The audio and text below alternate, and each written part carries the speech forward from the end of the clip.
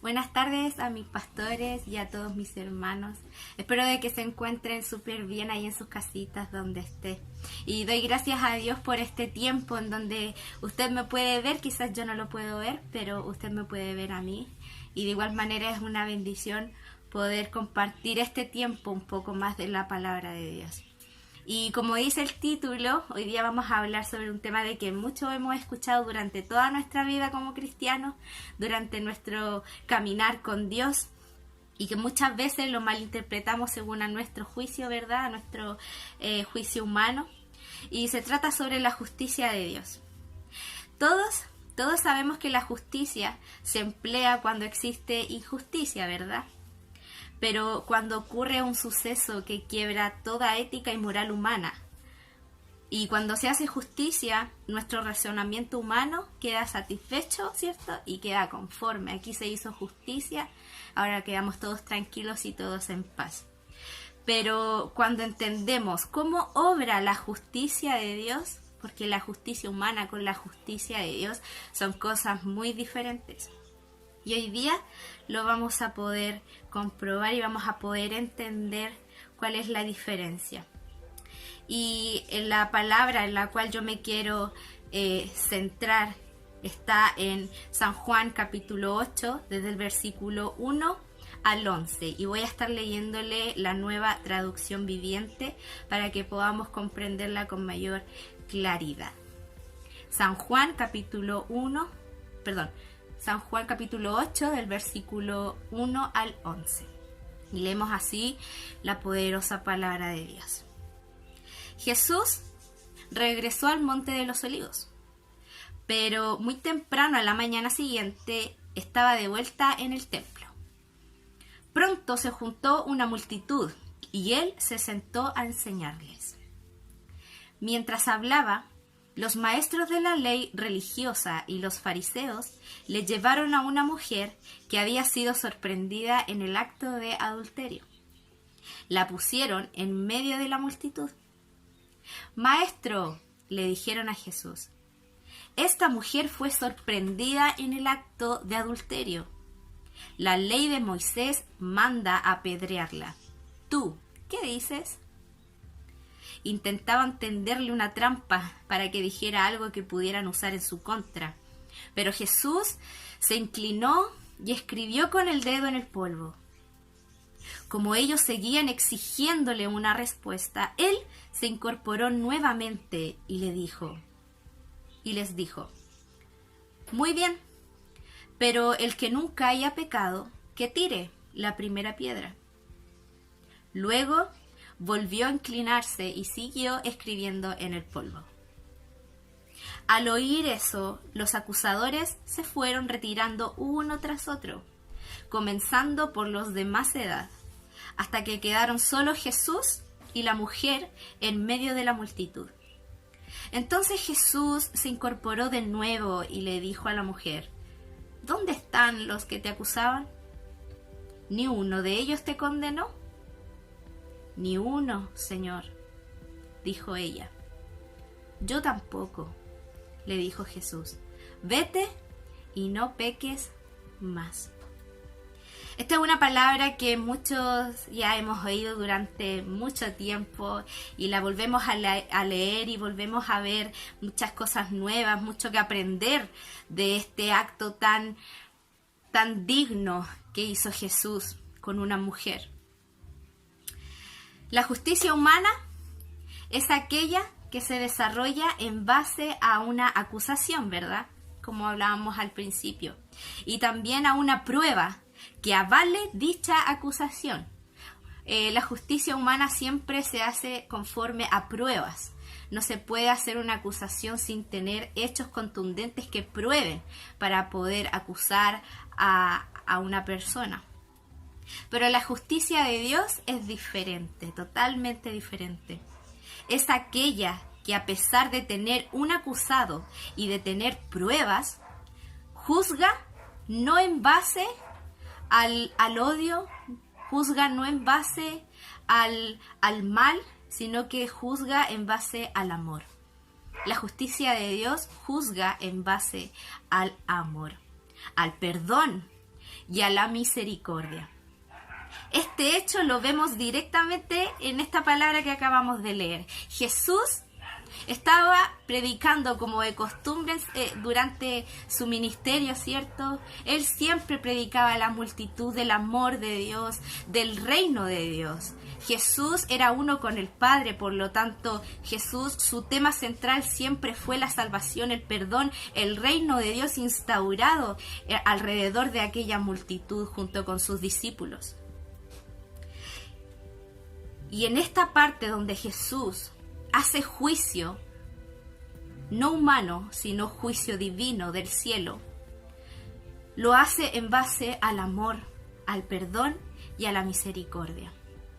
Esta mujer adúltera fue encontrada en el mismo acto por los fariseos, por aquellos maestros que se sabían la ley completa y que por lo tanto, según la ley de Moisés, esta mujer tenía que morir apedreada. No era una muerte muy digna ni tampoco algo que se pueda ver de una forma buena, sino que era algo terrible.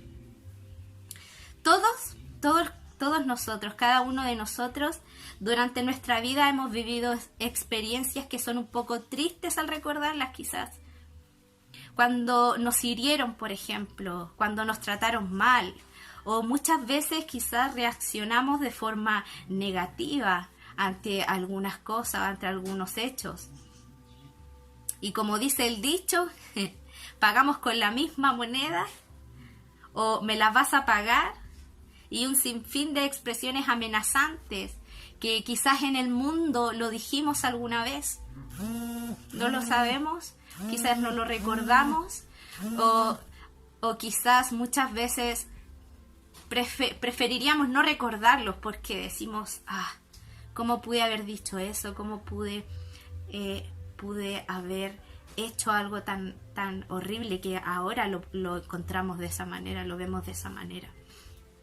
Pero ahora, como hijos de Dios, es totalmente diferente. Ya no pensamos como antes. Ya no hacemos cosas como lo hacíamos antes. Ya no vivimos como antes. Ahora, usted y yo vivimos bajo la gracia de Dios, bajo la misericordia de Dios, bajo la justicia de Dios.